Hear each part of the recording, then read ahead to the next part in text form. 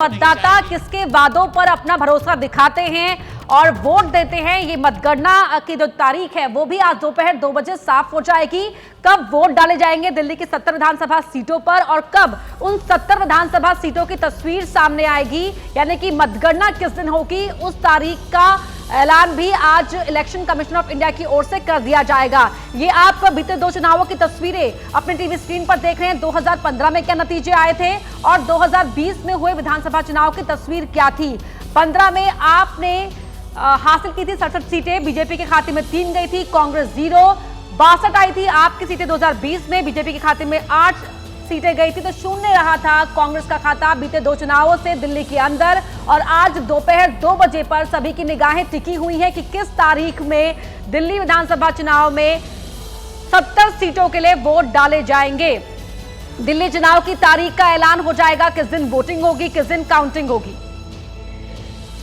दोपहर 2 बजे ये इलेक्शन कमीशन ऑफ इंडिया की ओर से प्रेस कॉन्फ्रेंस की जाएगी।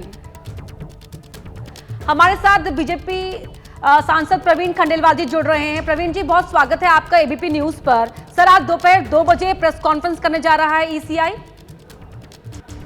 जी, ऐसी जानकारी आई है और दिल्ली के लोग बहुत बेकरारी से इसका इंतजार कर रहे हैं, क्योंकि उनको दिल्ली का निजाम बदलना है। और चुनाव आयोग आज 2 बजे जब प्रेस कॉन्फ्रेंस करेगा तो पूरे चुनाव के कार्यक्रम की रूपरेखा बताएगा और उससे दिल्ली में अगले चुनाव होने का मार्ग प्रशस्त होगा। जी सर, आज चुनाव की तारीखों के ऐलान के साथ ही मॉडल कोड ऑफ कंडक्ट भी लग जाएगा दिल्ली के अंदर। जी बिल्कुल लग जाएगा और चुनाव आयोग के दिशा निर्देशों के मुताबिक दिल्ली के हर व्यक्ति को चुनाव आयोग के कोड का पालन करना होगा। ये हर चुनाव से पहले की व्यवस्था है। जी सर, वैसे अगर दिल्ली के सियासी गलियारे की बात करें तो यहाँ तो लगातार आरोप प्रत्यारोप का दौर काफी हावी नजर आ रहा है। अरविंद केजरीवाल एक आरोप लगा रहे हैं कि जल्दी रेड पड़ने वाली है सीबीआई की। देखिए, अरविंद केजरीवाल के 10 साल का इतिहास देखें तो वो हमेशा अपनी जिम्मेदारी से भागे हैं और जीवन भर उन्होंने झूठे आरोप लगाने की अपनी राजनीति को जोर दिया है। लिहाजा इसलिए उनके इन आरोपों में कोई दम नहीं है। और मेरा दूसरा सवाल ये है कि अगर आपने ऐसा कुछ नहीं किया जो कानून के विरुद्ध हो तो आपको डर किस बात का है।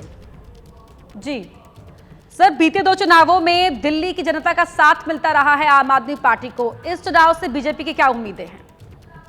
इस बार भारतीय जनता पार्टी प्रधानमंत्री नरेंद्र मोदी जी के नेतृत्व में डबल इंजन की सरकार प्रचंड बहुमत से बनाएगी। दिल्ली का माहौल ये बता रहा है, लोग 10 साल के केजरीवाल के शासन से तंग आ चुके हैं।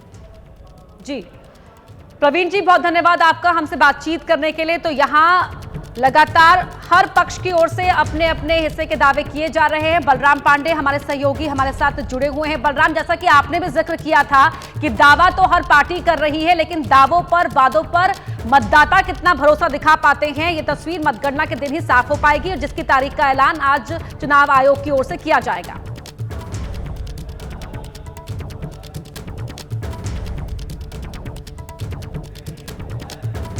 अपने वादे कर रहे हैं और वादों को लेकर के जनता के बीच में जा रहे हैं।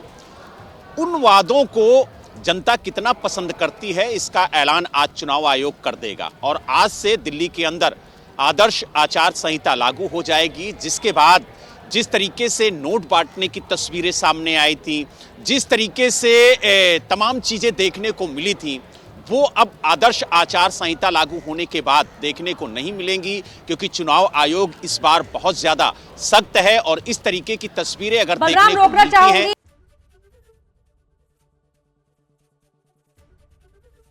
एबीपी गंगा, खबर आपकी, जुबान आपकी।